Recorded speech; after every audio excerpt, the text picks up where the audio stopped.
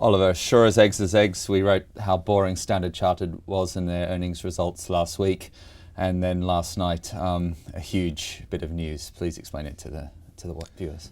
So the New York regulator has come out and made various accusations against Standard Chartered, particularly regarding processing payments for Iranian banks while there were sanctions in place against Iran.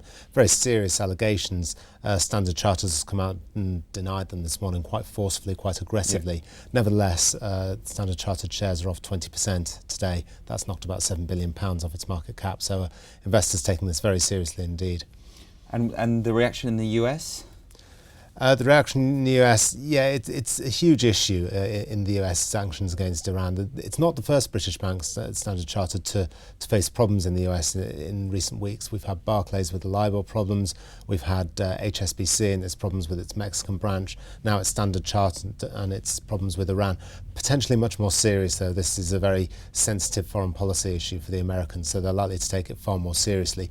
The New York regulator is threatening to take away Standard Chartered's operating license in New York because of this.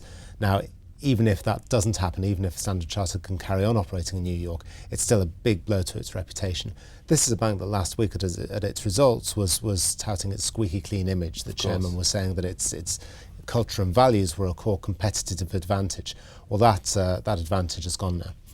And if you're a rational shareholder and you see your favourite stock down 20%, I mean, what does this news mean kind of financially? What are the sort of the maximum liability, do you think?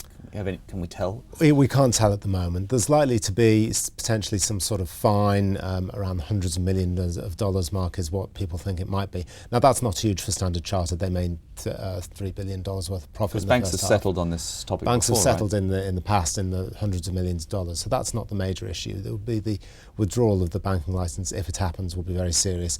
And also, if any of the American clients decide to take business away from Standard Chartered because of this, then that would also be very serious. We should stress that none of this is proven, but nevertheless, the allegations been made, and some of that mud reputationally will stick. And 20% fall, obviously very big. Do you think people will be tempted to come in? What's the next news point? They're going to have to come up against inquiry? Yeah, the 15th next week they go up against the regulator to explain their actions, so there'll be more to go then. But I think what's perhaps more serious here for shareholders, the shares have fallen very heavily today. Shareholders who bought into Barclays at the height of the LIBOR scandal have done very well. The shares are up about 10% since then. But Barclays, like HSBC after it, was very apologetic. You know, they couldn't say sorry for this enough times. Standard Chartered has taken ditto HSBC, of course. Ditto HSBC.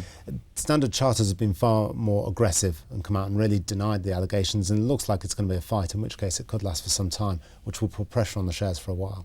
Well, I'm sure Standard Chartered and its shareholders will hope that it's right, given that robust defence. So we've got a lot to look forward to in the next couple of weeks. Thank you very much, Oliver.